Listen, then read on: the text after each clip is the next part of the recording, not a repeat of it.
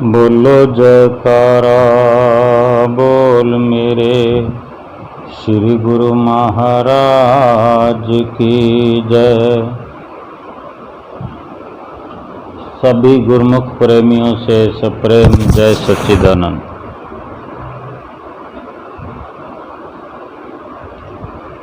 एक बार एक व्यक्ति संत महापुरुषों के पास गया तो उनसे पूछने लगा कि महाराज, आप लोगों को उपदेश देते हैं, पर मैं आपसे पूछना चाहता हूँ कि आपके प्रवचनों से कितने लोग मुक्ति को प्राप्त हुए, या कितने लोगों को आपके सत्संग से लाभ हुआ, लाभ होता है। तो संतों ने कहा, तुम्हें इस प्रश्न का जवाब अवश्य दिया जाएगा, पर तुम्हें मेरा एक काम करना होगा कि इस गांव में प्रत्येक व्यक्ति से, प्रत्येक इंसान से उसकी कोई भी एक इच्छा पूछ कर कागज में लिख कर लाओ। हर किसी के पास जाओ, जिसकी जो जो इच्छा हो, एक इच्छा हर किसी की पूछकर कागज में लिख लाओ। ये काम करना है आपको। तो वो व्यक्ति जो सवाल का जवाब चाहता था, जिसको सेवा लगा दी संतों ने, तो सबसे पूछकर लिखने लगा। किसी से जाकर वो पूछता तो कोई कहता, इच्छाएं तो बहुत हैं, पर एक ही इच्छा कह रहे हो, तो जो हमारी इच्छा यही है कि पुत्र की प्राप्ति हो जाए तो ठीक रहे। किसी और से पूछा तो कहने लगा, मेरा स्वास्थ्य, मेरा शरीर अच्छे से अच्छा हो जाए। किसी ने कहा, धन संपत्ति, अपार धन संपत्ति और कोई ऊंचा पद मिल जाए। तो इस प्रकार वो सब लोगों की इच्छाएं पूछकर संत महापुरुषों के पास आया लिखकर, और चरणों में गिरा।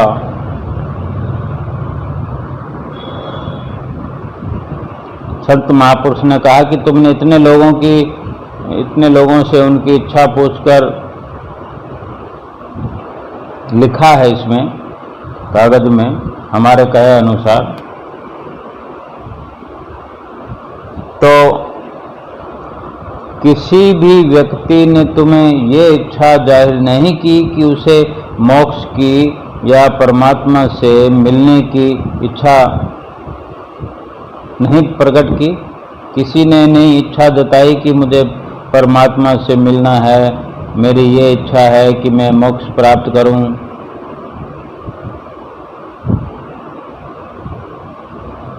अगर यदि भगवान भी आकर लोगों से कुछ मांगने को कहेंगे तो लोग परमात्मा से परमात्मा नहीं, परमात्मा का रचा हुआ संसार ही मांगेंगे, संसार की वस्तुएं मांगेंगे, संसार के सामान मांगेंगे, रुपया पैसा मांगेंगे, यानी ये सब नश्वर पदार्थों की मांग करेंगे। परमात्मा वही देता है जो तुम्हारी चाहत है। ये तुम पर निर्भर है कि तुम उससे क्या मांगते हो। इसलिए उचित यही है कि तुम परमात्मा से परमात्मा को मांगो। कितने उत्तम विचार संतों महापुरुषों के हमारे प्रति होते हैं। कितना रहस्यपूर्वक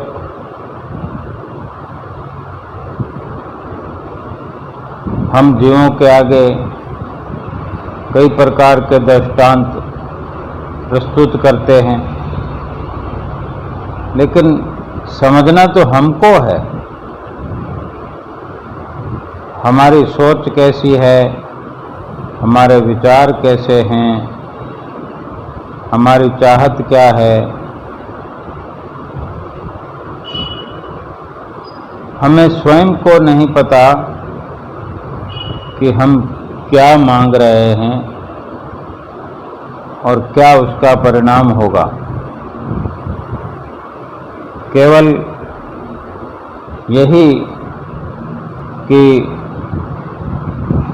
शरीर को कैसे सुखी रखा जा सकता है, लोगों से बराबरी कैसे की जा सकती है, यही हम सोचते रहते हैं। गुरुमुखों के विचार अपने अलग से होते हैं, सोच अलग होती है। जिनको भगवान की चाहत होती है, उनके विचार होते हैं कि सीढ़ियाँ उन्हें मुबारक जिन्हें चांद तक जाना है, सीढ़ियाँ उन्हें मुबारक जिन्हें चांद तक जाना है। मेरी मंजिल तो मेरे सतगुरु जी हैं और रास्ता मुझे खुद बनाना है। कि रास्ता तो हमें खुद को बनाना पड़ेगा, खुद को ही सारी कार्रवाई करनी पड़ेगी। हम संसार के पीछे भागते रहते हैं, संसार को अपना बनाते रहते हैं। संसार में है क्या? संसार के सामानों में क्या है? संसार के रिश्ते नातों में क्या है? मित्र कुटुंब संबंधियों में क्या है? जब कोई हर दिल अजीज हमारा खास हो खास मित्र अपने सब चाहने वालों को छोड़कर चला जाता है, तो हम जैसे चाहने वाले या हमारे जो चाहने वाले हैं, हमारे जाने पर वो इस तरह भी कहते हैं कि वो फलां व्यक्ति जीवन के सफर में हमसे बेवफाई कर गया, हमें धोखा दे गया, छोड़ गया। उस बेवफा के लिए दिल से श्रद्धांजलि बनकर हम कुछ पंक्तियां भी उच्चारण करते हैं, वो हवाओं में उड़ती नजर आती है। हम इस तरह का विचार भी बनाते हैं, वो बेवफा ही सही, आओ उसे याद करें कि उम्र पड़ी है फिर उसे भुलाने के लिए। कितना याद करते हैं हम उनको याद करते हैं भुलाने के लिए। जब कभी जिस दिन कोई याद करने का दिन आता है तो बस वो बमुश्किल उसको याद कर लेते हैं, लेकिन फिर महीनों सालों सोचते नहीं उनके बारे में, जिनके साथ इतना प्रेम था, इतना लगाव था। बस केवल ख्याल भर मन में उठता है लहर की तरह और मिट जाता है। क्या उसी संसार के लिए हमने अपने जीवन को दांव पे लगा दिया? मुझे इतनी फुर्सत कहाँ कि मैं तकदीर का लिखा देखूं, बस अपने हजूर की मुस्कुराहट देखकर समझ जाता हूँ कि मेरी तकदीर बुलंद है। ये भी तो विचार हैं। ऐसे विचार गुरुमुखों के होते हैं कि वो तकदीर पर भी भरोसा नहीं करते, वो केवल अपने इष्ट देव सतगुरु की मुस्कुराहट को देखकर ही मस्त हो जाते हैं और उन्हें हर पल लगता है कि और कौन सी तकदीर की ज़रूरत है, मेरी तकदीर तो बुलंद है, मैं तकदीर का धनी हूँ कि अगर मैं अपने सतगुरुदेव महाराज जी के सन्मुख उनकी मुस्कुराहट को देख पाऊँ। उनकी मुस्कुराहट ही मेरा जीवन है। फरियाद भी करते हैं कि ऐ जिंदगी मुश्किलों के सदा हल दे, थक न सके हम फुर्सत के कुछ पल दे, दुआ यही है दिल से कि सबको हो सुखद आज और उससे भी बेहतर कल दे। वो अपने लिए भी अच्छा सोचते हैं, दूसरे के लिए भी परोपकार की वाणी उच्चारण करते हैं। उनके हृदय में दूसरों के लिए परोपकार की जो भावना है वही सच्ची भावना होती है। अपने लिए तो हर कोई सोचता है, अपने भले के लिए, अपने सुख के लिए हर कोई विचार करता है, लेकिन जो दूसरों के लिए सोचे वो भक्ति है, परोपकार है। और जो दूसरों के लिए करे, प्रयास करे, उसका तो फिर मुकाबला ही नहीं है। जिसने दूसरों के लिए, दूसरों के सुख के लिए प्रयास किया है, कर रहे हैं, सही मायने में वो हमारे इष्ट देव सतगुरु दाता दयाल जी हैं, जो हर पल अपने गुरुमुख प्रेमियों के लिए कुछ न कुछ अच्छा सोचते रहते हैं, हर पल देखते रहते हैं कि हमारा गुरुमुख कोई किसी परेशानी में तो नहीं है, कोई दुख ना हो हमारे गुरुमुखों को, हमारे प्रेमियों को। उसके लिए प्रेरणा बनकर उनकी चित्तवृत्तियों में नव संचार करते हैं, भक्ति का अमृत भरते हैं।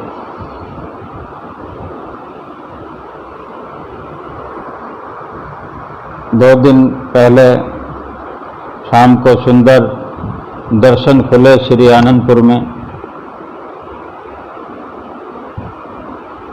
महात्मा जनों ने माथा टेका, फिर सत्संग भी हुआ। सत्संग के बाद हमारे हुजूर सतगुरु दाता दयाल जी महाराज जी, छठी पातशाही गुरु महाराज जी ने माइक अपने निज कर कमलों में पकड़ा और वचन फरमाए कि महापुरुष जब भी संसार में आते हैं तो उन्हें सब रूहों की पुकार को सुनकर उनके पास कहीं ना कहीं जाना ही पड़ता है, कि जहाँ भी रूहों की पुकार होती है, गुरुमुखों की पुकार होती है, श्री गुरु महाराज जी अपने गुरुमुख प्रेमियों की पुकार सुनकर एक जगह से दूसरी जगह बड़ी आसानी से चले जाते हैं, चाहे कितना ही कष्ट सहन करना पड़े। कितनी ये एक तरह की कुर्बानी है जो संत सतगुरु ही कर सकते हैं, दूसरा कोई नहीं कर सकता। और ये हमारे श्री गुरु महाराज जी की जो सत्संग भरी वाणी सुनी हमने, श्री गुरु महाराज जी ने जो फरमाया कि आप श्री गुरु महाराज जी श्री आनंदपुर से कृपा फरमाकर श्री प्रयाग धाम के लिए प्रस्थान करने वाले थे, तभी श्री गुरु महाराज जी अपने गुरुमुख प्रेमियों के सम्मुख अपने निर्मल पावन विचार रख रहे हैं और बता रहे हैं कि हम और कहीं भी जहाँ जहाँ गुरुमुखों की पुकार होती है उनको सुनकर हमें जाना पड़ता है। और फरमाया कि कुछ दिनों के लिए हम बाहर जा रहे हैं, इसलिए सारे गुरुमुख प्रेमी जितने भी दरबार के नियम हैं उन्हें पूर्ण करते रहना, मिलजुल कर रहना, सेवा करते रहना, भक्ति करते रहना और 5 नियमों की पालना करना।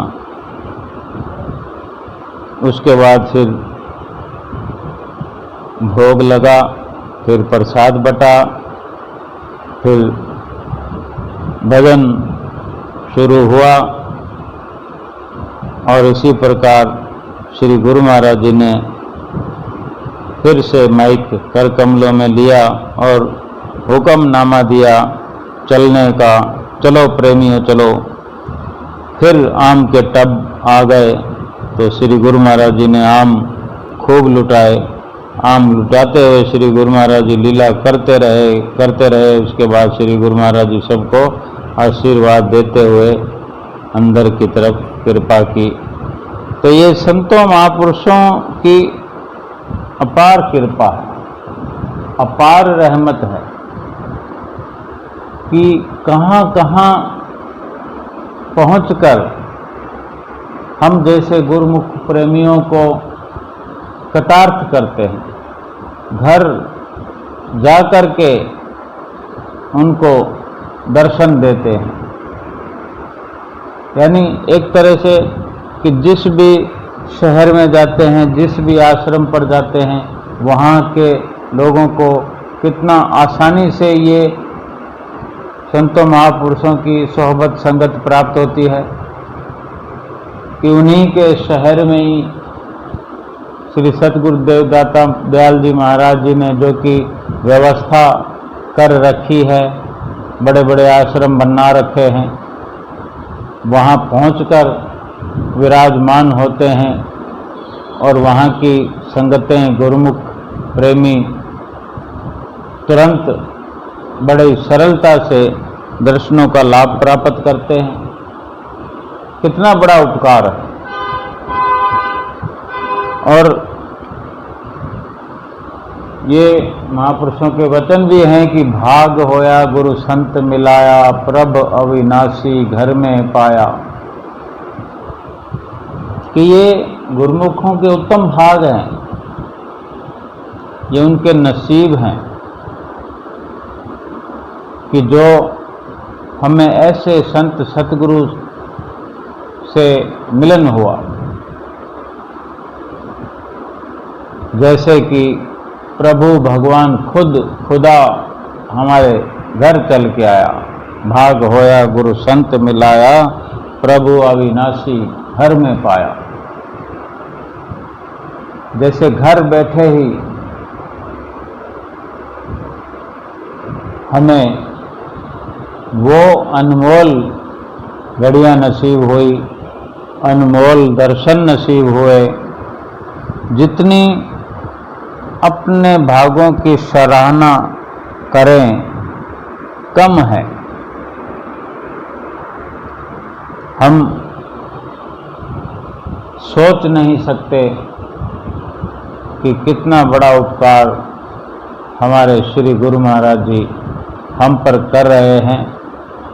और हमें तो केवल ये ख्याल रखना है कि निष्काम कर्म करते हुए अपने श्री सतगुरुदेव महाराज जी से कुछ भी मांग न करते हुए, केवल उनकी आज्ञा का पालन करते हुए, उनकी आज्ञा व मौज में अपने जीवन को ढालते हुए, अपने जीवन को उनकी रहनुमाई में चलाते हुए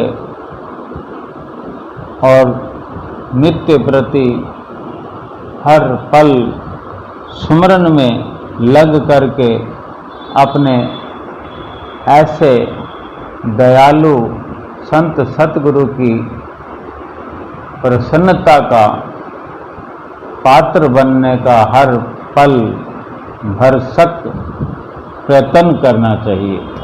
बोलो जयकारा बोल मेरे श्री गुरु महाराज की जय।